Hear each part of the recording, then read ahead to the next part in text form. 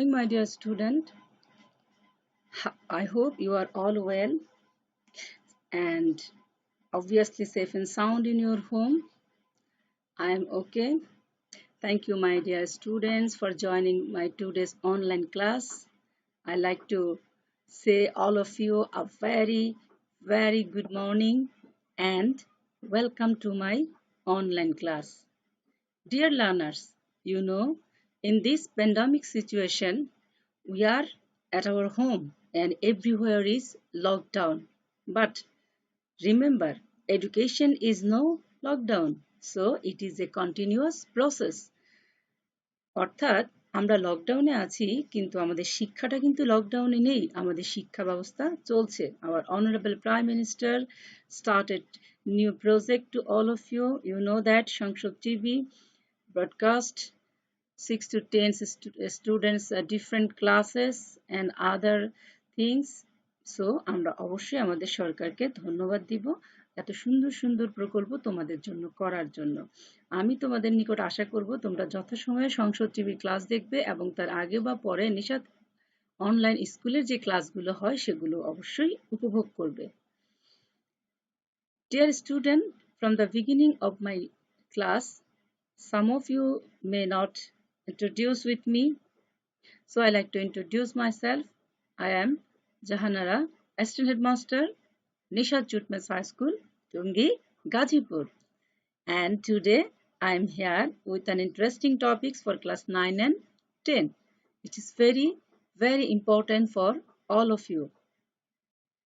Dear learners, you know in class 9 and 10 it has a new syllabus নবম দশম শ্রেণী সিলেবাসটা অনেকটাই ক্লাস 8 পর্যন্ত যে সিলেবাসে তোমরা পড়ে এসেছো তার চেয়ে নতুন এখানে অনেক নতুন বিষয় অ্যাড হয়েছে যেমন অ্যাড হয়েছে কোশ্চেন ট্যাগ ঠিক তেমনি অ্যাড হয়েছে সাফিক্স প্রিফিক্স তেমনি অ্যাড হয়েছে use of punctuations in a different way তারপরে অ্যাড হয়েছে completing sentence well I don't want to take much more time to start my today's lesson. So please, my dear student, look at these sentences.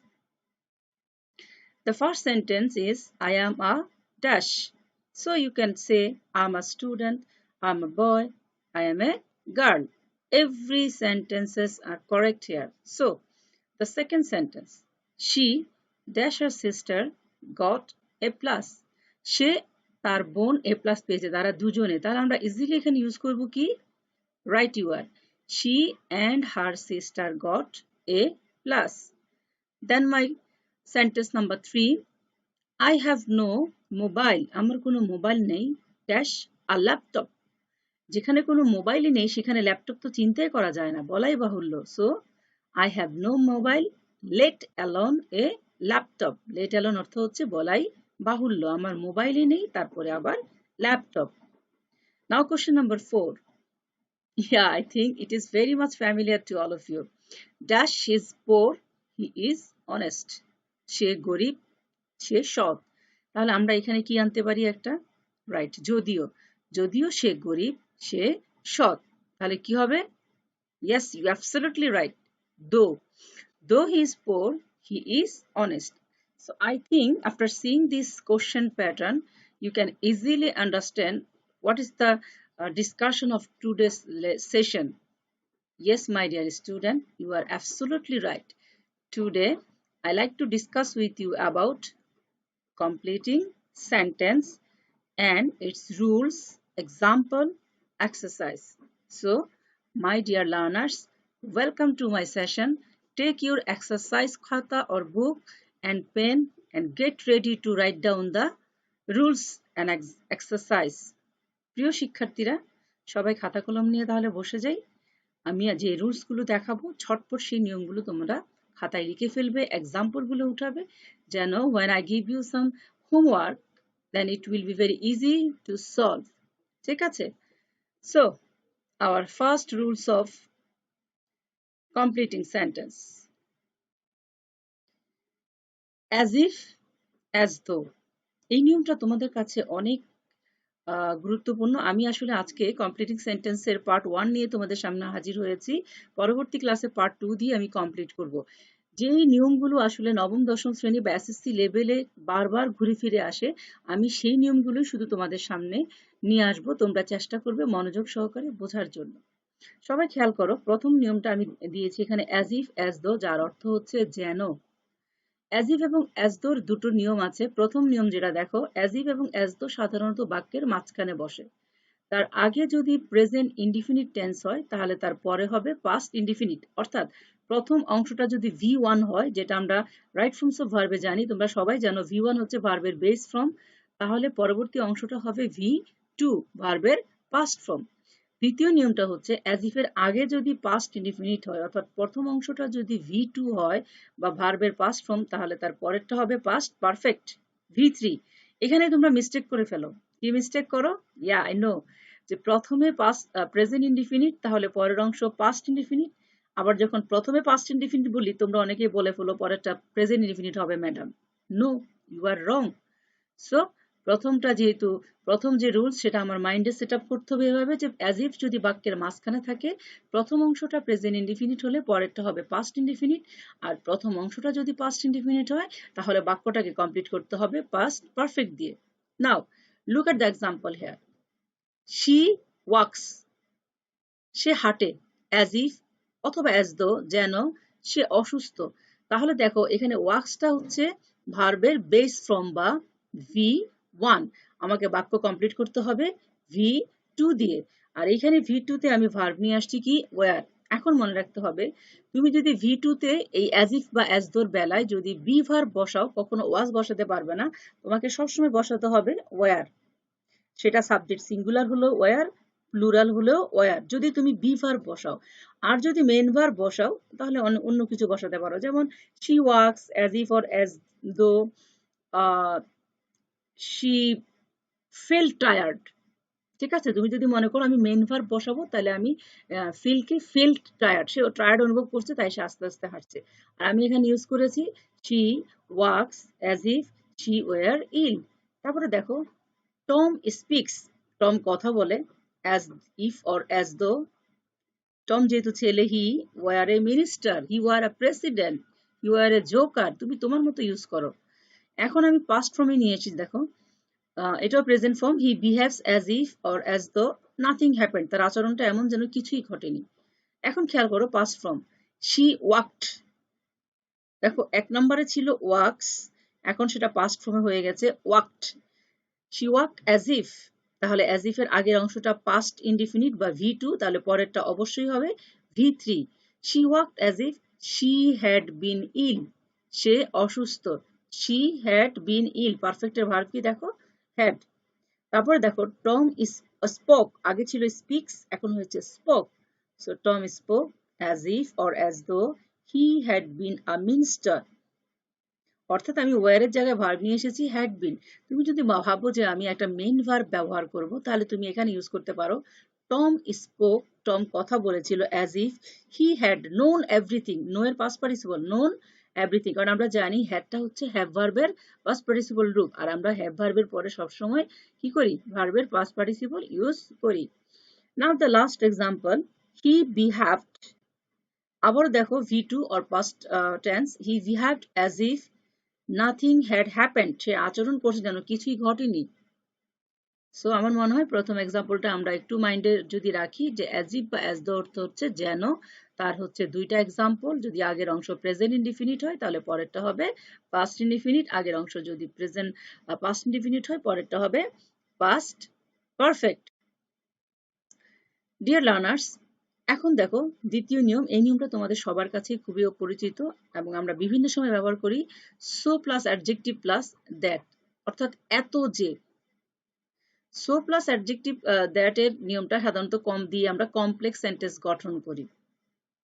এখন আমি স্ট্রাকচারটা দিয়েছি, দেখো প্রথমে আমার একটা সেন্টেন্সে সাবজেক্ট থাকবে, তারপরে ভার্ব থাকবে, আর সাবজেক্ট আর ভার্বের পরে আসবে সো, তারপরে আসবে অ্যাডজেক্টিভ বা অ্যাডভার্ব, তারপর দেখো আমি দ্যাট বসিয়েছি, আবার সাবজেক্ট। যদি প্রথম সাবজেক্ট কাজটা করে থাকে সেই আসবে, আর যদি প্রথম সাবজেক্ট কাজ না করে অন্য কাউকে বলে তাহলে তুমি তোমার মতো করে সাবজেক্ট ব্যবহার করবে। সাবজেক্ট সেক্ষেত্রে ইউ, হি, এটসেট্রা হতে পারে। আর যদি প্রথম সাবজেক্টে কাজ করে তাহলে সেই আবার চলে আসবে প্রোনাউন আকারে। আর ভার্ব অনুযায়ী ক্যান বা কুড বা can not could not use করব। সব শেষে হচ্ছে ভার্বের base form. So the example is the patient was so weak. দেখো পেশেন্ট ওয়াজ এখানে পাস্ট ফর্ম, সো উইক এখানে দ্যাট, তারপর আবারও সে পেশেন্টের কথা বলা হয়েছে তাই হি, যেহেতু এখানে ওয়াজ তাই এখানে ব্যবহার করলাম কুড নট ওয়াক। আমরা এভাবে বলতে পারি হি ওয়ার্কস সো হার্ড। একটু খেয়াল করো মনোযোগ দিয়ে সবাই। হি ওয়ার্কস সো হার্ড, সে এত পরিশ্রম করে যে that he can pass in the exam, এটাও হতে পারে। আবার যদি আমি পাস্ট ফর্মে নিয়ে যাই, হি worked so hard that he could pass in the exam. Dear learners, so get ready for the rules number 3. এটা আমরা কি করি, অনেক সময় ব্যবহার করি ফ্রেন্ডলি ডিসকাশনে, কিন্তু একটা এক্সাম্পল এরকম তোমাদের পরীক্ষায় আসে। শুরু হয় উড ইউ মাইন্ড অথবা wouldn't you mind. Would you দিয়ে শুরু হচ্ছে অ্যাফার্মেটিভ সেন্টেন্স আর উডেন্ট দিয়ে শুরু হচ্ছে নেগেটিভ সেন্টেন্স। এখন মনে রাখতে হবে, আমি যখনই উড ইউ মাইন্ড বা পোলাইট রিকোয়েস্ট, এটা দিয়ে আমি খুব রিকোয়েস্ট করছি। আমরা অনেক সময় ফ্রেন্ডদের বলি, তুমি কি আমাকে তোমার পেনটা দিবে? Would you mind taking your giving your pen? তুমি কি তোমার তোমার কলমটা আমাকে দিতে চাও? তুমি কি এখন আমার জন্য এক গ্লাস পানি আনবে? Would you please give me a glass of water? এই যে পোলাইটলি রিকোয়েস্ট, এক্ষেত্রে আমরা উড ইউ মাইন্ড ব্যবহার করি। সো ফর এক্সাম্পল দেখো এখানে, would you mind turning the radio down? তুমি কি ভলিউমটা কমিয়ে দিবে? Would you please leave the room? তুমি কি এখন রুম থেকে চলে যাবে? Would you like to join us? তুমি কি আমাদের সাথে যোগ দিবে? সো আমরা যখন পোলাইট রিকোয়েস্ট করব কাউকে, সেটা আমার ফ্রেন্ড হতে পারে, আমার সুপেরিয়র হতে পারে, আমি স্টার্ট করব সেন্টেন্স উড ইউ মাইন্ড দিয়ে। তুমি কি আমার সাথে কাজটা শুরু করবে? Would you mind starting the work with me? Clear? Okay, so now the next rules. আমরা জানি একটা সেন্টেন্সে যখন ডাবল ভার্ব আমরা ব্যবহার করি, ওকে, কমপ্লিটিং সেন্টেন্সের বেলায় সেই ভার্বের সাথে আমরা কি করি? আইএনজি যোগ করি। এর আগে আমরা শিখেছিলাম, যখন রাইট ফর্মস অফ ভার্বের ভিডিও দিয়েছি, তোমরা যারা ভিডিও দেখেছো, সেই রাইট ফর্মস অফ ভার্বে আমি বলেছিলাম 3টা ওয়ার্ড আছে যার পরে টু থাকলেও আমরা ভার্বের সাথে আইএনজি যোগ করব। নর্মালি আমরা টু ভার্বের পরে সাধারণত ভার্বের বেস ফর্ম ব্যবহার করি, কিন্তু 3টা শব্দ লুকিং ফরওয়ার্ড, কাম ফরওয়ার্ড, এই জাতীয় শব্দগুলোর পরে, come forward to, look forward to, এই জাতীয় শব্দগুলোর পরে আমরা ভার্বের সাথে আইএনজি যোগ করি। আরেকটা হচ্ছে যে একটা সেন্টেন্সে যখন ডাবল ভার্ব থাকবে, ডেফিনেটলি তুমি পরের ভার্বের সাথে আইএনজি যোগ করবে। So the example is here, they have stopped, পরের ভার্বটা দেখো স্মোক ছিল, smoking due to its bad effect. The man forgot about cancelling his appointment. She is looking forward to, আছে দেখো রিসিভ থেকে receiving a letter from you. I think এটা খুব একটা জটিল কিছু না, তোমাদের জন্য বুঝতে এটা সুবিধা হয়েছে। এখন আসো লেট অ্যালোন, যার অর্থ হচ্ছে আর এমনকি বলাই বাহুল্য বলতে পারি আমরা, ভাবা যায় না এরকম। হ্যাঁ, মানে এই কথা তো অনেক দূরের কথা, যেটা আমি ভাবতেই পারি না। সেক্ষেত্রে দেখো, প্রথমে subject plus negative verb plus তুলনামূলক একটা ছোট বস্তু দিয়ে আমরা কমা ইউজ করব। তারপর লেট অ্যালোন দিয়ে তার সাথে ছোট বস্তু থেকে বড় একটা বস্তুর সাথে আমরা কম্পেয়ার করব। অর্থাৎ আমার ছোট এই জিনিসটাই নেই, তার মধ্যে আবার বড় জিনিস, বড় এই ব্যাপারটা আমার কাছে কোত্থেকে আসবে? এটাই হচ্ছে let alone. So the example is, Rishita can not walk 2 Miles. Rishita 2 mile হাঁটতে পারে না, লেট অ্যালোন 10 মাইলস, বলাই বাহুল্য 10 মাইল। আবার দেখো, Sohel Rana can walk 10 Miles. Sohel Rana 10 mile হাঁটতে পারে, লেট অ্যালোন 2 মাইল, 2 মাইল তো কোনো ব্যাপারই না তার জন্য, ভাবাই যায় না। সো এই ধরনের ক্ষেত্রে আমরা এই ব্যবহারগুলো করে থাকি। এখন আমরা চলে যাব আমাদের পরবর্তী রুলসে। ট্রু টু অথবা এনাফ টু, এত যে। এখন এইটা সাধারণত সিম্পল সেন্টেন্স গঠন করার সময় আমরা ট্রু টু বা এনাফ টু ব্যবহার করি, এবং এক্ষেত্রে তোমাদের যেটা মনে রাখতে হবে যে অ্যাডজেক্টিভ বা অ্যাডভার্বের আগে বসে টু এবং পরে এনাফ বসে। এইটা একটু মনে রাখতে হবে যে একটা বাক্যে অ্যাডজেক্টিভ বা অ্যাডভার্ব যে জায়গায় বসবে তার আগে বসবে টু আর পরে বসবে এনাফ। তাছাড়া নাউনের আগেও টু মাচ, টু মিন এগুলো বসতে পারে। সো দেখো example, the man had enough money to buy anything. The man had enough money to buy anything. এখানে একটা এক্সাম্পল দেখো, the man was too weak to walk.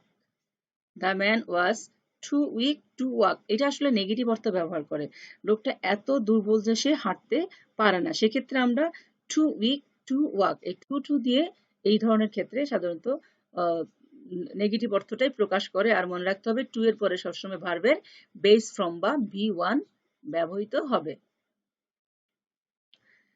Dear learners, don't be afraid because the rules are very easy and you can use it in your practical life situation when actually you talk with your friends, when you just share your feelings with your superior, with your teacher. Just say in English, just think in English. Don't feel shy because shyness actually the main obstacle to learning English. So dear learners, don't be hesitated to learn English here. নাও দেখো আমরা এখন যে নিয়মে যাব, এগুলো আমাদের একটা না একটা পরীক্ষায় আসেই। অ্যাজ সুন এস, যার অর্থ হচ্ছে যত তাড়াতাড়ি সম্ভব। হার্ডলি হ্যাড হোয়েন, যেতে না যেতেই। স্কার্ডলি হ্যাড, তারপরে হোয়েন, খেতে না খেতেই। নো সুনার হ্যাড দেন, পৌঁছতে না পৌঁছতেই। সো দ্য এক্সাম্পল কিরকম দেখো, as soon as I saw him, এখানে পাস্ট ফর্ম, আমাকে পাস্ট টেন্সই কমপ্লিট করতে হবে। As soon as I saw him, আমি তাকে যেই মাত্র দেখলাম সে দৌড়ে পালিয়ে গেল। He ran away.